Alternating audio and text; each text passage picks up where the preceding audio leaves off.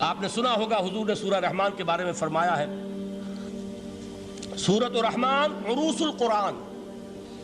یہ سورہ رحمان جو ہے یہ قرآن کی دلہن ہے. جیسے دلہن کو آپ خوشنما لباس پہناتے ہیں، آراستہ پیراستہ اس کو گہنے اور اس کو زیور پہناتے ہیں، تو جس طریقے سے سجاتے ہیں آپ دلہن کو، اللہ تعالیٰ نے ایک سورت قرآن مجید میں یہ ایسی رکھی ہے سورہ رحمان کہ اسے خوب سجایا ہے. اس میں الفاظ کا در و بست، اس کا اپنا ایک ڈیوائن میوزک ہے. وہ تو اللہ تعالیٰ قراء جو ہے، خاص طور پر مصر کے قراء، اللہ تعالیٰ ان پر رحمت نازل فرمائے، ان کی خطاؤں سے درگزر کرے. جس طرح قرآن کے انٹرنسک میوزک کو انہوں نے واضح کیا ہے.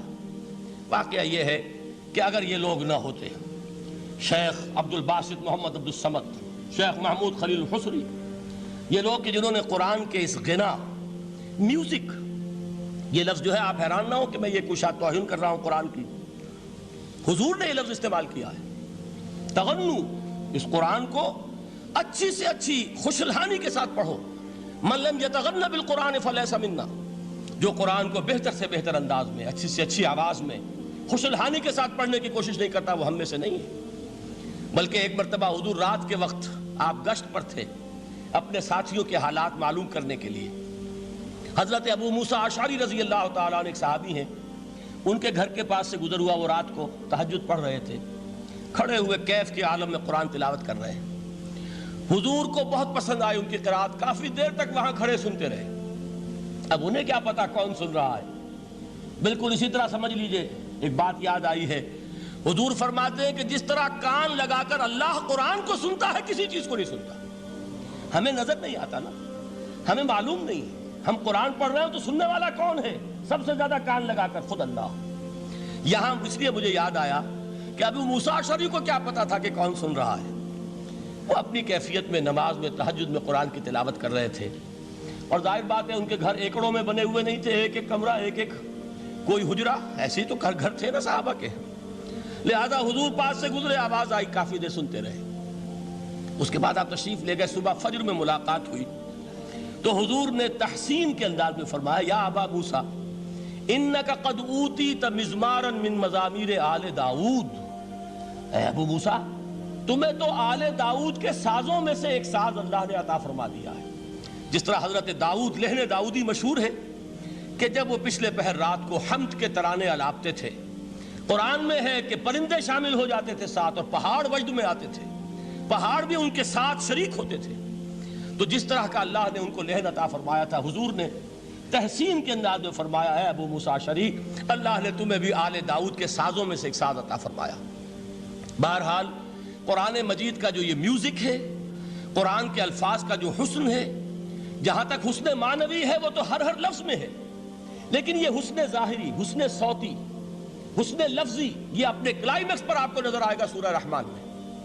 لیکن قرآن میں یہ سورت اس اعتبار سے بھی ممتاز ہے، اس کی 4 آیات پر ذرا توجہ کریں گے، عجیب حقائق سامنے آئیں گے. جہاں یہ قرآن مجید کے حسن صوت اور حسن لفظی کی معراج ہے، وہیں اس کی پہلی 4 آیات میں 4 چوٹی کی چیزوں کا ذکر ہے، سب سے اونچی چیزیں. پہلی آیت کیا ہے؟ الرحمن. ایک آیت ہو گئی. رحمان کیا ہے؟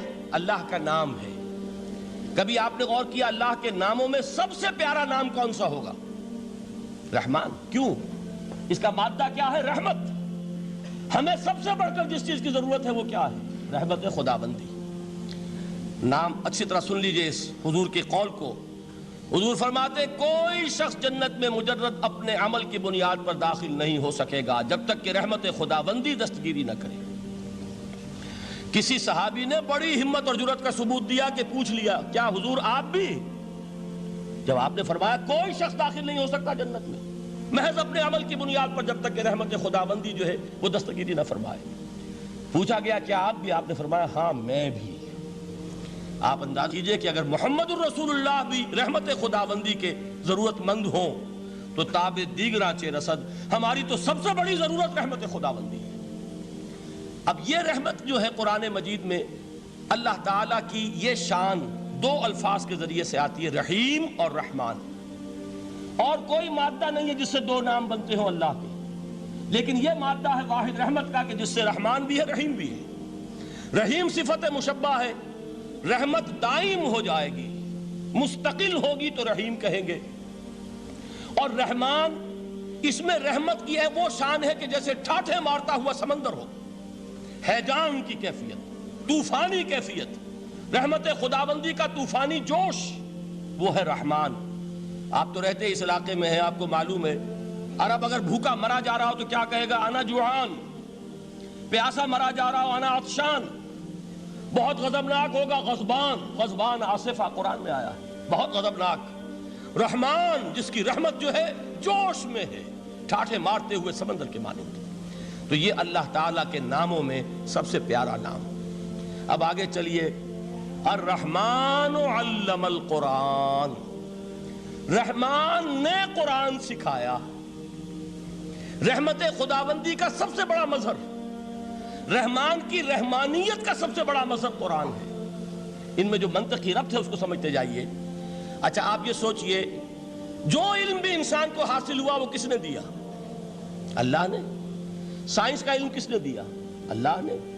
علم آدم الاسماء کلہا، وہ علم الاسماء جو حضرت آدم کو دے دیا گیا تھا ازل میں، یہ اسی کا ظہور ہے، یہ اسی کی ایکسفولیشن ہے جو ہو رہی ہے اور ہوتی رہے گی ابھی۔